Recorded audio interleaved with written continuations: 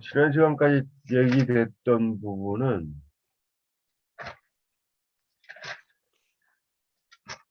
신학적으로 보면 성화에 해당되는 부분입니다. 그리고 이제부터 얘기가 될 부분은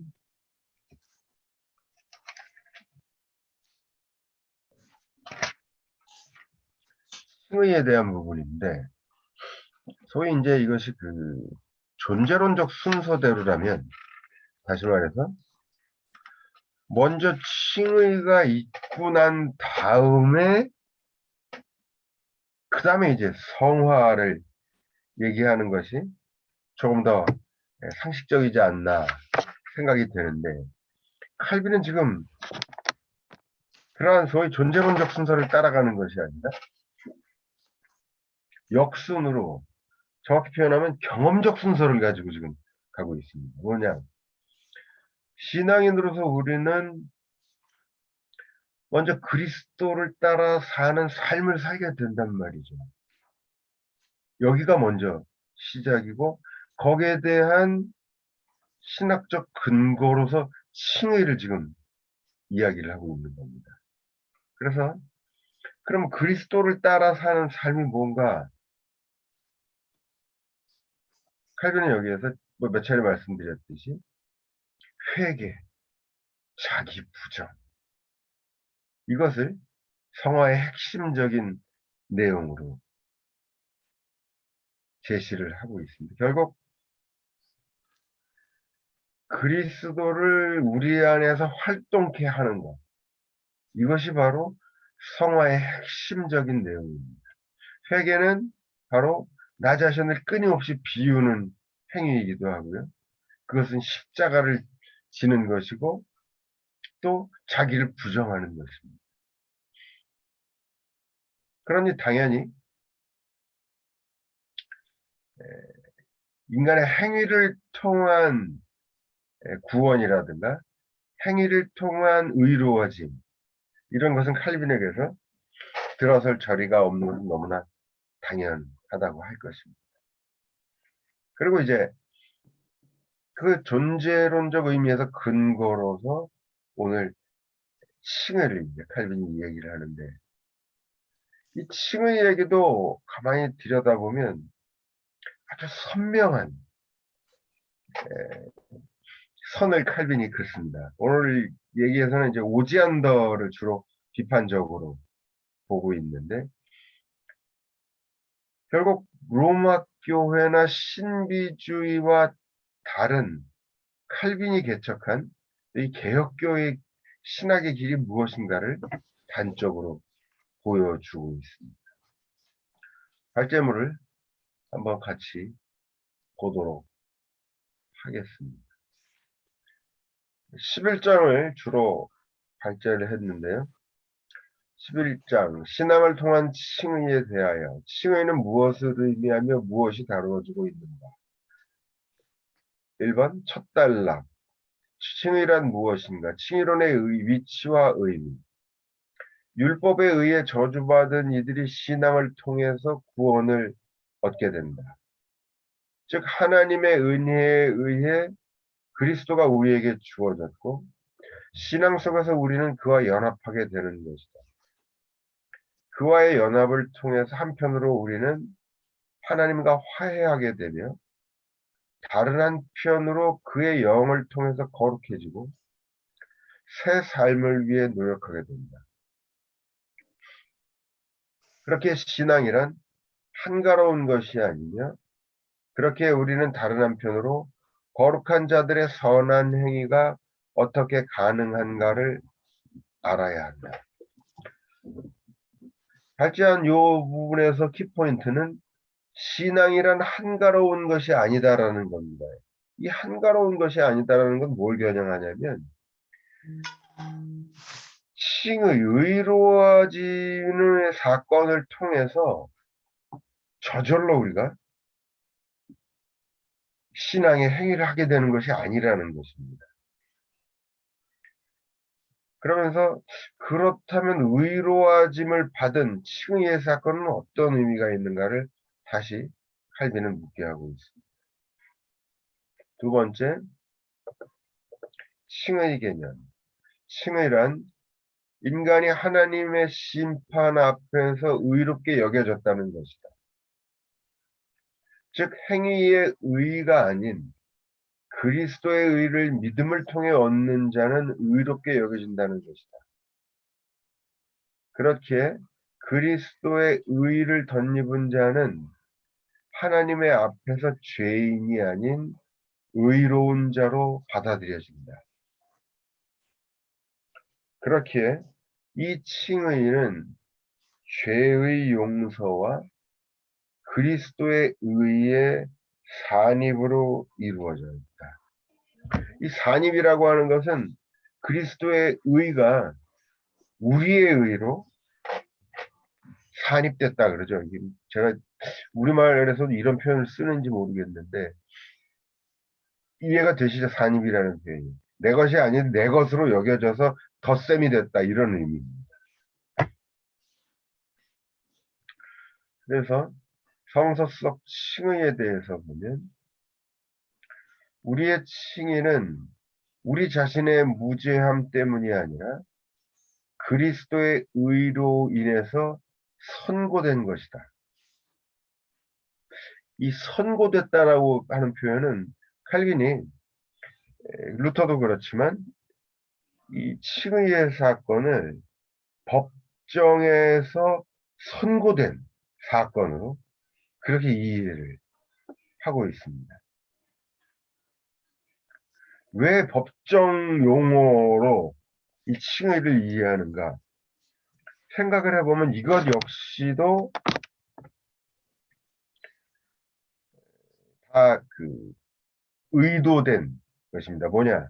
칭의라고 하는 것은 법정을 생각을 해보시면 법정에서 누군가가 가령 유죄 판결을 받거나 무죄 판결을 받는다 그래서 그 사람의 본질이 바뀌는 게 아니거든요. 죄인이 와서 가령 재판관이 죄가 중하지만 죄를 감해주겠다. 반성의 빛이 보이고 혹은 집행유예에 선고를 내린다 그래서 그 사람의 본질 자체가 바뀌는 게 아니라 칭의는 그런 의미에서 존재의 변화를 갖고 오는 것이 아니라 그대로지만 죄인이지만 죄가 없는 것으로 여겨주겠다. 이것이 바로 칼빈이 법정적 의미로 법정적인 선고의 의미로 칭의를 얘기하는 것이 바로 이것을 가리키는 것입니다. 그렇기에 계속 있습니다. 칭의는 우리의 행위를 인정받았기 때문이 아니라 하나님의 무죄 판결, 즉 죄를 용서해 주셨기 때문에 가능한 것이라는 것.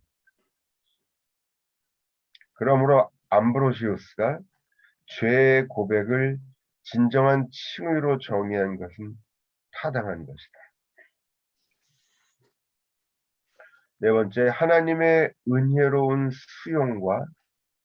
수용이라고 하는 것은 받아들여진다는 거죠.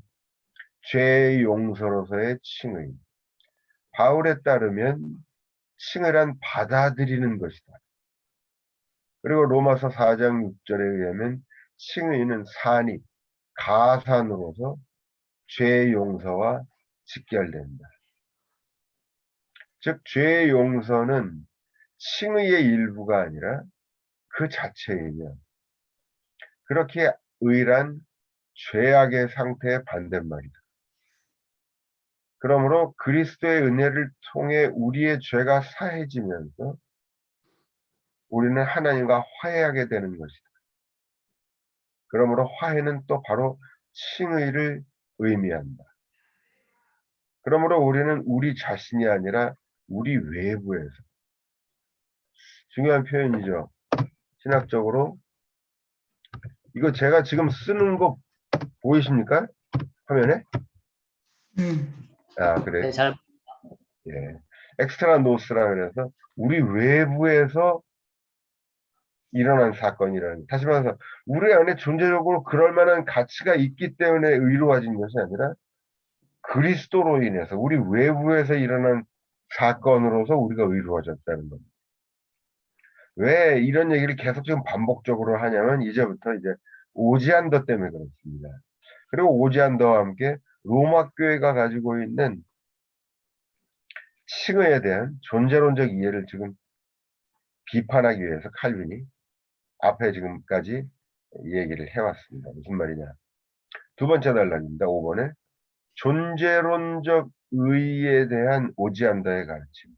쉽게 얘기해서 오지안더는 칭의 사건을 통해서 인간이 존재적으로 변화된다. 이런 얘기를 했기 때문입니다. 읽습니다.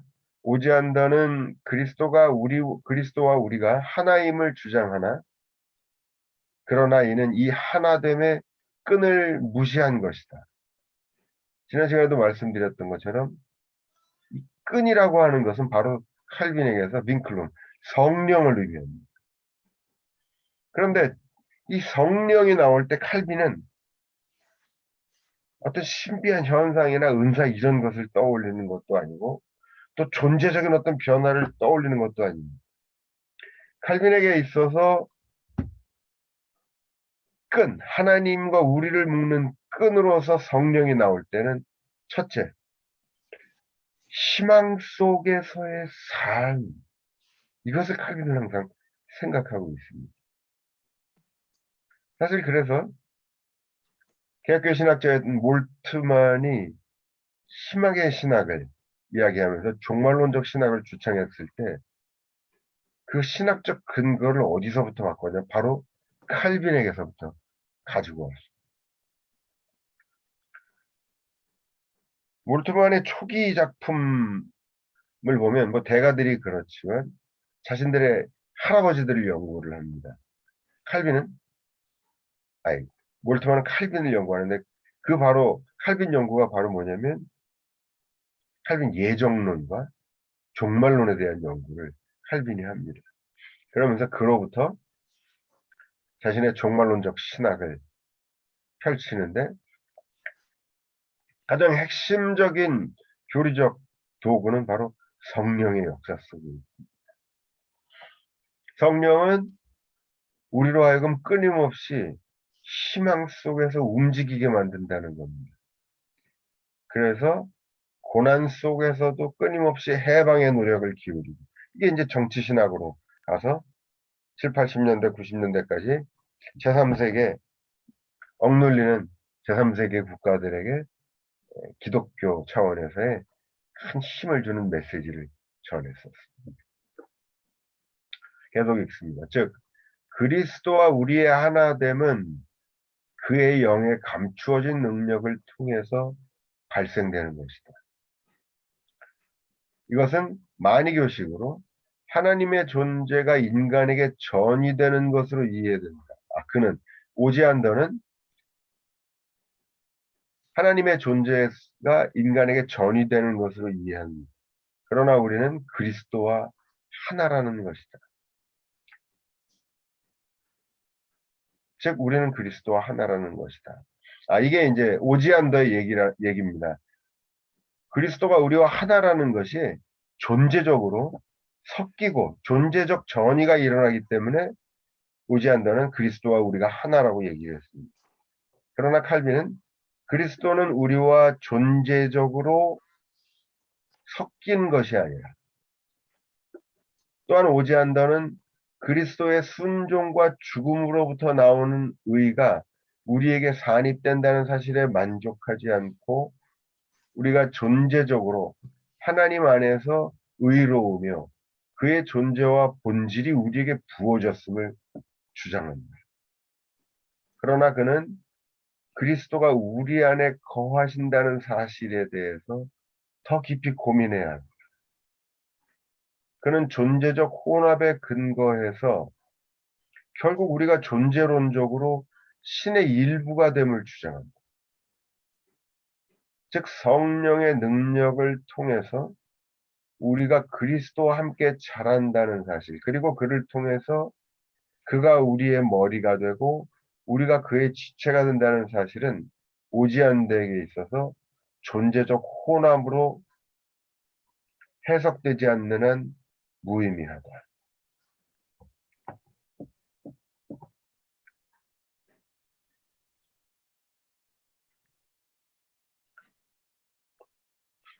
6번에서요. 사실 이것이 바로 철저하게 지금 칼빈이 칭의를 지금 종말론적으로 보고 있는 겁니다. 존재론의 반대말은 신학적으로 보면 종말론. 종말론은 단순히 미래에 일어날 일을 이성적으로 예측하는 것이 아닙니다. 이런 의미에서 종말론은 미래학이 아닙니다.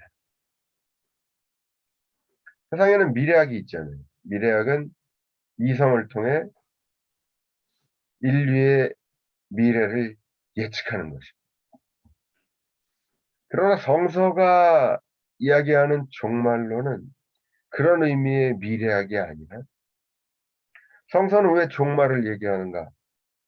아주 성서적으로 얘기를 한다면 하나님이 오늘 우리를 찾아와서 역사하시기 때문에 그래서 이 세상은 종말을 구하게 된다는 겁니다. 반면에 우리는 미래에 무슨 일이 벌어질까를 궁금해합니다. 예수의 제자들이 그랬죠. 그날에 무슨 일이 일어나겠습니까? 이게 우리의 인간적인 호기심입니다. 그러나 엄밀한 의미에서 성서의 종말론은 미래에 무슨 일이 일어날까?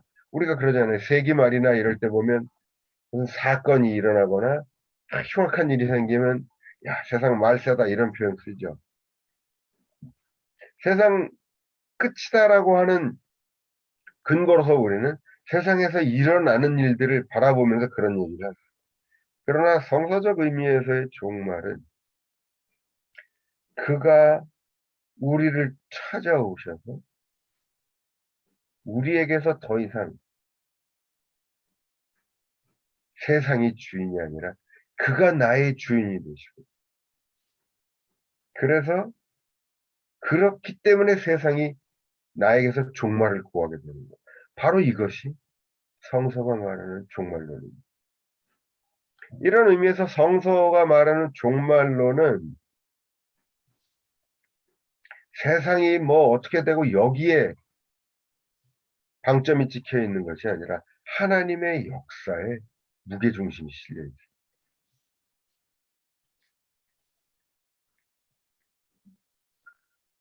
그는 성령을 통해서 예수 그리스도는 우리를 찾아오셔서 그런 의미에서 오늘 우리는 모두 지금 종말을 살고 있는 사람들입니다. 이 종말을 그러니까 그가 우리에게 목표를 오늘도 계속 주시는 거죠. 바로 그것이 성령을 통해 일어나는 일입니다. 요한복음에도 나와 있는 것처럼 보혜사 그가 오시면 내가 너에게 가르친 것을 기억나게 하리라. 오늘도 그리스도는 성령을 통해 찾아오셔서 당신이 우리에게 원하시는 것을 기억나게 하십니다. 그리고 오늘 그리스도가 행할 일을 우리를 통해서 행하게 하시는 것이 바로 그리스도의 영의 활동입니다.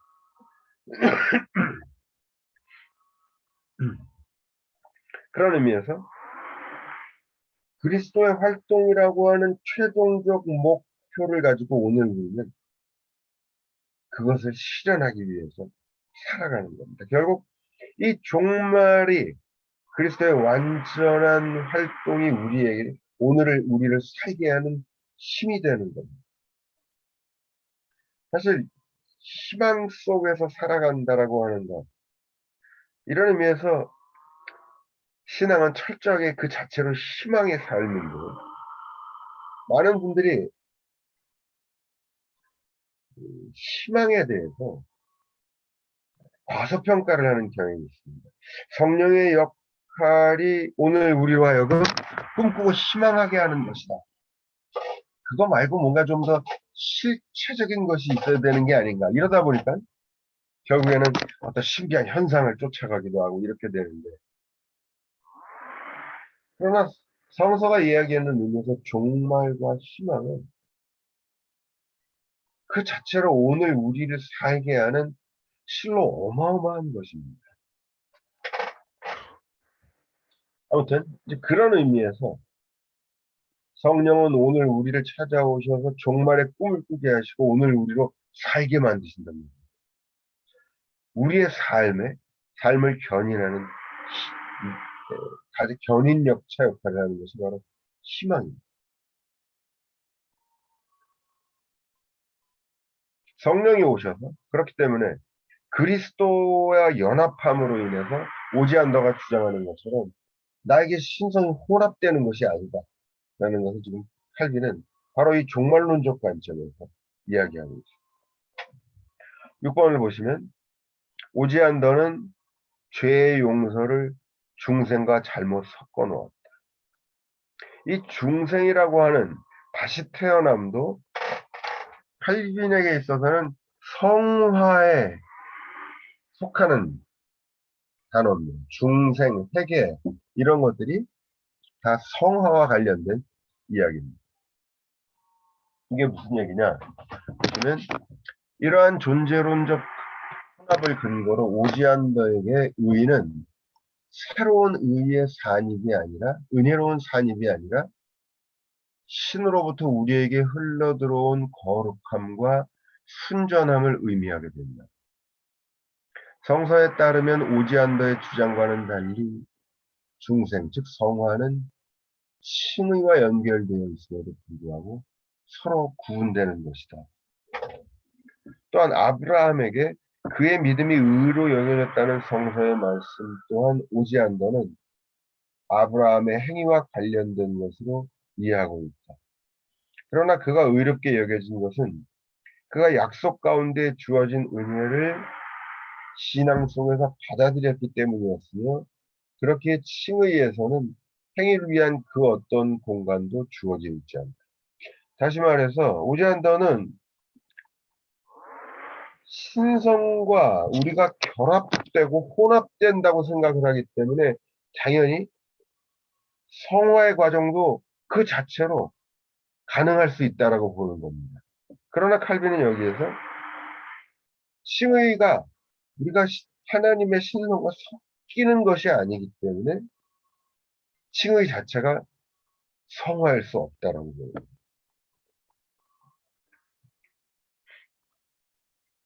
7번 칭의와 관련된 신앙의 의미. 신앙은 마치 그릇과도 같아서 우리가 스스로를 비울 때에만 그리스도에 참여될 수 있다. 그러나 오지안더는 신앙이 바로 그리스도라고 주장합니다.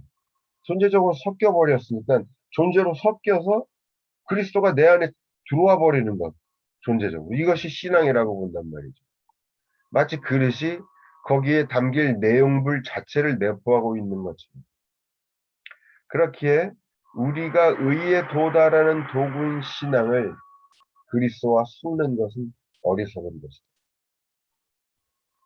8번째, 그리스도는 자신의 신성을 통해 우리의 의가 되었다는 오지안더의 가르침. 그리스도는 자신의 신성뿐 아니라 인성을 통해서, 즉 중보자로서의 인격을 통해서 우리의 의가 되셨다. 지금 여기에 나오는 내용은요, 사실은 그 일본에 보면 2권이군요. 기독론 부분에서 칼빈이 아주 정확히 표현을 하는 게 있습니다. 예수가 어떻게 참 신이고 참 인간인가를 얘기하면서 칼빈은 예수가 참 인간이고 참 하나님이라고 하는 것은 그에게서 인성과 신성이 섞여 있음을 의미하는 것이 아니다. 이렇게 정확히 얘기합니다. 사실 이 기독론 논쟁이죠. 예수의 신성에 대한 논쟁이 기독론 논쟁으로서 교회사 속에서 이미 오래전에 고대교회에서 100년 가까운 시간 동안 논쟁이 있었죠. 한쪽에서는 예수를 인성보다는 신에 가까운 존재로 여겼습니다. 소위 가연설 같은 거죠. 인간처럼 보였지만 사실은 신이고 가짜로 그렇게 보인 거다. 그렇게 얘기를 하다 보니까 예수의 인성이 훼손이 되는 겁니다. 그래서 이단으로 잘려나가죠. 반대편에서는 이제 또 양자설 같은 게 나왔습니다. 신보다는 인간 쪽에 가까워서 신의 아들로 인간으로서의 양자다. 뭐 이런 설명이었는데 그러다 보니까 또 예수의 신성이 훼손돼서 그것도 이단으로 잘려요. 그러니까 결국 예수가 어떻게 인간이고 참 신인가를 증명하기 위해서 많은 논란과 시간을 보냈지만 뭘 했느냐? 그동안 이건 아니다. 저거는 아닌 것만 다 잘라냈습니다. 그리고 원점으로 돌아와서 나온 얘기는 뭐냐? 예수는 참신이고 참 하나님, 참 인간이다. 이런 결론을 원점의 출발점에서 시작했던 그 결론을 다시 확인만 하는 셈이 됐죠. 우리도 가만히 잘 생각해보면 더 이상 이 교회에서 이런 질문을 잘 하지 않죠. 예수가 어떻게 신이고 어떻게 인간인가. 칼빈 얘기대로라면 예수에게서 신성과 인성이 혼합되어 있다면, 다시 말해서 100% 신이 아니고 100% 인간이 아니라면 그는 신도 아니고 인간도 아닌 제3의 존재다. 왜? 신은 100% 신일 때 신이고 100% 인간일 때 인간. 그럼 그거 어떻게 참 신이며 참 인간인가? 이렇게 이제 칼빈이 기독론에서 문제 제기를 합니다. 그러면서 결국에는 답은 사실은 정해져 있습니다. 나사렛 예수가 그의 전 삶과 인격을 통해서 하나님을 다 드러냈습니다. 그래서 우리는 나사렛 예수를 하나님을 드러내는 계시라고 합니다. 그를 보면 하나님이 전적으로 하나님의 원하시는 뜻과 바람이 다 드러납니다. 사실 오늘 기독교인들이 이전 시대 기독교인들과 훨씬 더 이미 많이 교리화되어 있어서 예수의 인성 부분을 얘기하는 걸 그닥 좋아하지 않습니다. 불편해하지만 오히려 어거스틴이나 루터 칼빈들은 더 정확히 예수의 인성을 읽어요. 왜? 그래야 비로소 그가 우리의 중보자로서 그를 통한 우리의 구원이 담보될 수 있기 때문에. 근데 오늘날 교인들은 인성을 말하면 마음이 불편해집니다. 우리의 믿음의 대상이. 칼빈은 여기에서도 오지안더와는 달리 정확히 예수님의 인성을 강조합니다. 오늘 우리가 그를 통해 의로워질 수 있는 것은 그의 신성뿐 아니라 그의 인성을 통해서라는 겁니다. 그가 인간으로서 우리가 받을 고난을 대신 받음으로 인해서 비로소 같은 인간으로서 우리가 의로워질 수 있는 얘기를 하고 있습니다. 9번에 중보자의 사역으로서의 칭의. 그래서 중보자라는 얘기를 계속하는 겁니다. 그리스도는 우리에게 특정한 의미에서 열려진 원천 과도 같은 존재로서 그로부터 우리가 평소에는 감추어진 깊은 우물 속에 감추어진 것들을 말이 좀 그렇네요. 평소에는 깊은 우물 속에 감추어진 것들을 길어오게 됩니다. 제가 이 특정한 의미에서라고 하는 단어에 지금 빨간색으로 칠을 해놨습니다. 우리말 번역본에는 어떻게 나왔는지 모르겠는데요. 라틴어로 크와땀 모도라고 하는 단어인데 일종의 그 칼빈의 전문가들이 칼빈이 이 표현 크보단 모도 특정한 의미 혹은 특정 정도 이 단어를 쓸 때 굉장히 주의해야 된다라고 얘기를 했습니다. 왜냐하면 바로 이 특정한 의미에서 이 단어가 나올 때 칼빈은 항상 종말론적인 하나님의 역사를 생각하고 있기 때문입니다. 종말론적 역사는 다시 말씀드리지만 존재론적으로 섞이는 역사가 아닙니다. 하나님이 우리를 찾아오실 때 우리와 함께 하시고 우리를 도와주실 때 그가 우리와 존재적으로 섞이는 것이 아닙니다. 말씀드렸는지 모르겠는데 이 부분에서 한 가지 중요하게 얘기될 수 있는 단어는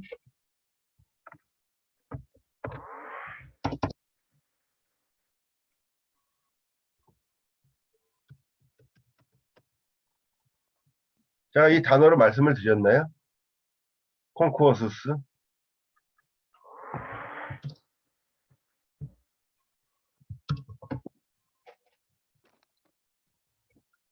이 단어는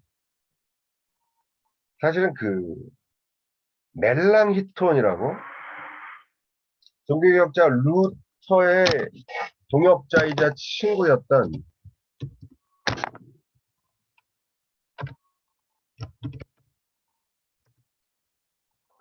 멜랑히톤이 자신의 주저인 로치에서 사용했던 단어입니다. 왜 이 단어가 중요하냐면 말이죠. 이게 콘쿠어스스가 무슨 뜻인지 아시겠습니까? 수업 시간에 말씀 안 드렸네. 이 단어를 우리가 굉장히 많이 사용하는 단어입니다. 교회에서 사실 장로님들이나 목사님들 기도할 때 특히 많이 나오죠. 우리와 동행하시고 바로 동행하다라는 단어입니다. 콘쿠어스스.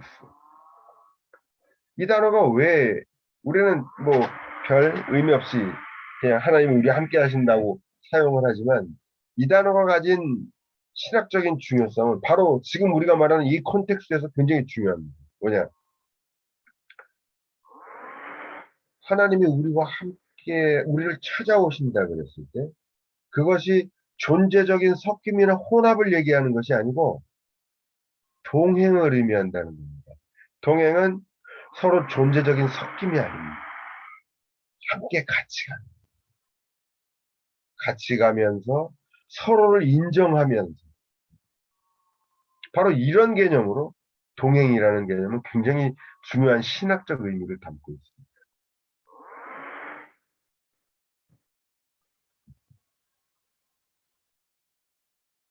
그런 의미에서 콘코서스라고 하는 개념도 존재론적 개념이 아니라 종말론적 개념. 다시 말해서 미래에 있을 완성을 향해 종말을 꿈꾸고 희망하면서 오늘 살아가는 겁니다. 바로 이것이 하나님이 역사하는 방식이죠. 그는 오늘 우리에게 꿈과 희망을 주면서 종말에 대한 꿈을 주시며 찾아온다는 겁니다. 그리고 그 꿈은 오늘 우리를 살게 합니다. 그가 찾아오셔서 우리를 존재적으로 변화시키는 것이 아닙니다. 그래서 제가 말씀드렸던 것처럼 그는 우리를 결코 로봇이나 꼭두각시 인형으로 만들지 않습니다. 그가 우리를 존재적으로 변화시켜서 정신줄을 놓게 만드는 것도 아닙니다. 10번이요. 더 구체적으로 얘기를 합니다. 그리스도와 우리의 연합은 무엇을 의미합니까? 머리와 지체 사이의 연결, 즉 그리스도와 우리의 신비한 하나됨은 가장 중요한 진리입니다. 그러나 오지안더는 이와 관련된 성서의 증언을 왜곡하면서 이를 모두 우리의 현재적 상태에 연결시킵니다. 그러나 이는 우리가 그리스도께서 궁극적으로, 다시 말해서 종말에 오실 때에 도달될 수 있는 것입니다. 그러니까 소위 이제 칼빈에게 중요한 개념 중에 하나인 우니오 쿰 크리스토라는 게 있습니다. 그리스도와의 하나됨입니다. 우니오 하나죠. 쿰은 위드입니다. 그리스도와 하나됨. 이런 단어는 알고 계시면 좋겠죠. 칼빈에게 가장 그 대표적인 개념 중에 하나인데, 이 우니오 cum 크리스토, 그리스도와 하나됨. 이것은 지금 현재 상태에다가 이거를 완전하게 실현된 채로 적용시켜서는 안 된다는 거예요. 이것은 종말의 목표입니다. 결국에는 지금 현재는 존재적인 혼합이 아니라 방금 전에 말씀드렸던 것처럼 그는 우리와 동행하시며 함께 가신다. 그런 의미의 하나됨이라고 이해를 해야 될 겁니다.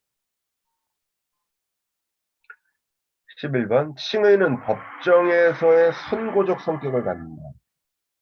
그러므로 그리스도의 의의 산이, 그러니까 우리가 존재적으로 바뀌기 때문에 의로워지는 것이 아니라 그리스도의 의를, 엑스트라노스, 바깥에 있는 그리스도의 의를 우리에게, 우리의 것으로 여겨준다는 겁니다.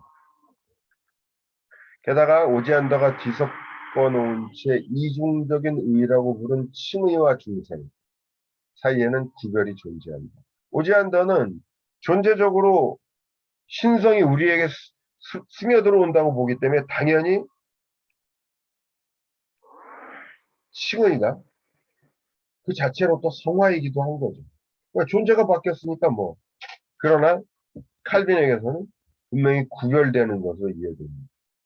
그렇게 바울은 오호라 나는 공고한 자로다. 이 사망의 몸에서 누가 나를 건져내냐고 한탄했으며 그렇기 때문에 오지언더가 주장하는 존재적인 칭의는 존재론적 변화로서의 칭의는 잘못된 것입니다. 13번으로 가겠습니다. 세 번째 단락 신앙과 인간의 행위가 각기 몫을 갖는다. 신앙도 있어 다 부분적으로는 신앙 또 다른 한편으로는 인간의 행위가 각각 의미를 갖는다라고 하고 의문보를 달았습니다. 칼빈은 신앙의 의의와 인간의 행위를 통한 의의는 서로를 배제한다라고 주장합니다. 그러니까 신앙의 의의던가 아니면 행위를 통한 인간의 의의던가 둘 중에 하나라는 겁니다. 인간이 행위를 통해서 자신의 의의를 내세우는 것이 하나님의 의의를 부인하는 것이고 그렇기 때문에 하나님의 의의에 도달하기 위해서 우리는 행위를 통한 인간의 의의를 철저히 제거해야 됩니다. 바로 그렇기 때문에 성화는 뭐냐? 끊임없는 회개라고 칼빈은 이야기를 하는 겁니다. 자신을 비우는 거죠. 그 외에는 뭐 여러분들이 한번 읽어보시면 좋을 것 같습니다. 이 정도로 오늘 발제를 했는데 발제 관련해서 질문사항이나 하실 말씀 있으면 하셔도 좋습니다. 참고로 제가 지금 발제한 그 책은 독일어로 된 기독교 강요인데요. 문자적으로 그대로 옮기기가 아니라 의역을 해서 발제를 했음을 또 밝혀드립니다. 관련해서 질문하실 내용 있으면 질문하셔도 좋습니다. 오지안더는 어떤 사람이었습니까? 오지안더는 사실은 루터 때부터 있었거든요. 근데 지금 보시는 것처럼 이 카톨릭 쪽의 신학자였어요. 그러니까 지금 대표적으로 카톨릭 신학의 내용을 정확히 지금 보여주는 거죠. 기독교에 말씀드렸는지 모르겠는데 모든 부분들은 다 한편에서는 신적인 것, 한편에서는 인간적이고 세상적인 것. 이런 두 가지 요소가 항상 공존, 하여튼 하고 있습니다. 같이 들어 있습니다. 설교도 하나님의 말씀이고 인간의 말씀. 성서도 하나님의 말씀이고 인간의 글이고. 성전도 하나님이 계시는 곳이지만 인간의 건축물이고. 예수 그리스도도 인간이고 하나님. 성찬식에 쓰는 성물도 그리스도의 피와 살이지만 슈퍼에서 사온 거.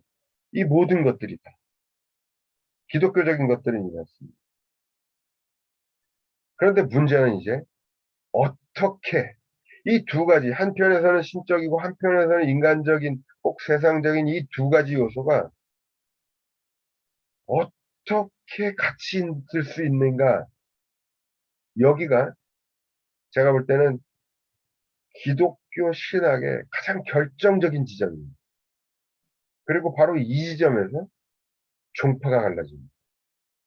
로마 카톨릭 교회는, 그리고 또 신비주의 계열은 여기에서 신적인 것과 인간적인 것이 존재적으로 섞이는 이해를 가집니다.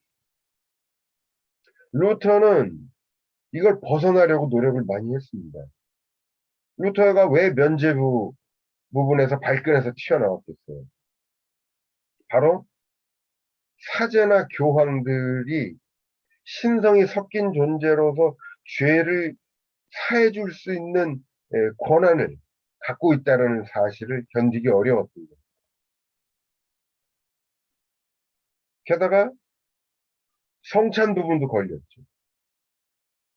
떡과 포도주, 세상적인 재료로 만들어진 이 떡과 포도주가 어떻게 그리스도와 피와 살인가? 로마 교회 화채설을 루터는 받아들이기 힘든 겁니다. 근데 정반대편에서 쯔빙글리가 나타나서 고민하지 마. 그거 그냥 기념이야. 이렇게 말해버려서 루터가 확 뒤집어졌죠.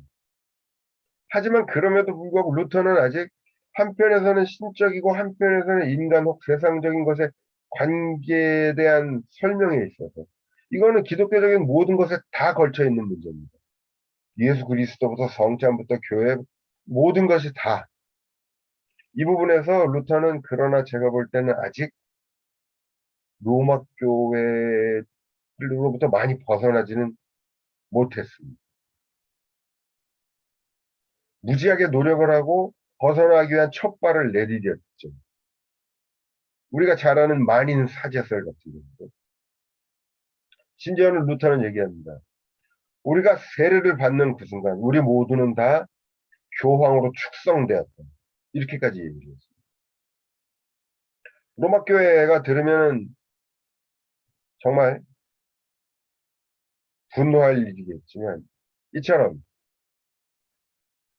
루터는 바로 이 신적인 것과 인간적인 것의 관계를 로마 교회가 생각하는 것처럼 존재적 혼합으로 이해하려는 이해로부터 벗어나기 위해서 노력을 많이 했습니다.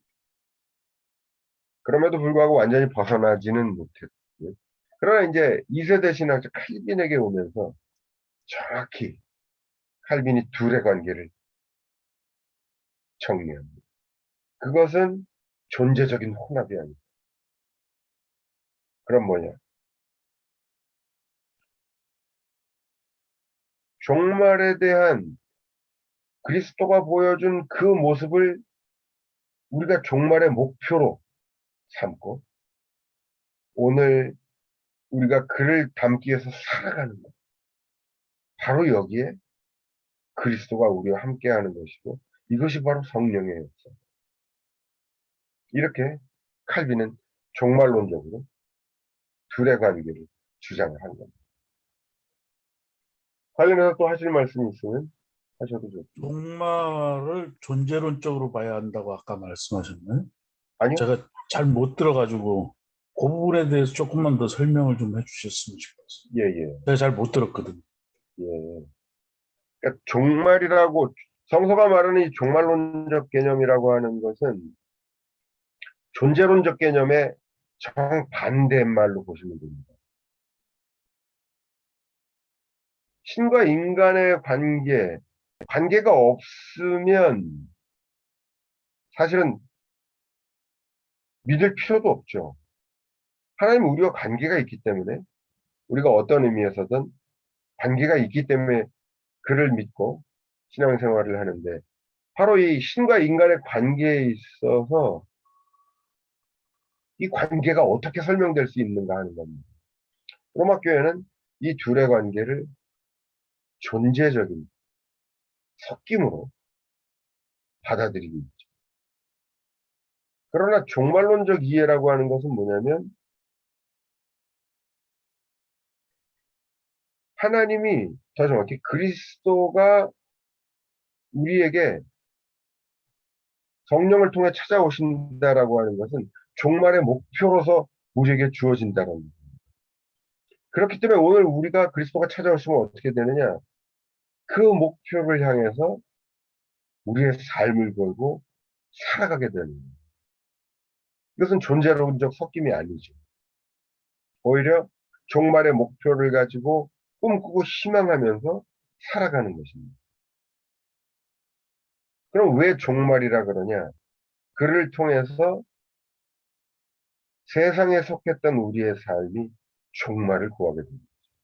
그리고 우리의 삶이 삶 속에 그리스도의 역사가 나타나죠. 그런 의미에서 우리는 종말을 지금 살고 있는 겁니다. 그렇게 말씀드릴 수 있습니다. 그거를 조금 확대해서요. 네네. 종말이라고 하는 것을 역사적인 종말이라고 하기보다는 말하자면 우리가 하나님 안에 들어가는 사건을 종말론적 사건이라 이렇게 얘기를 정의할 수 있는 거잖아요. 그러니까 말하자면 역사가 계속 가고 있어도 내가 하나님 안에 들어가는 사건이 일어나면 그게 종말론적 사건이다 그렇죠. 이렇게. 맞습니다. 예.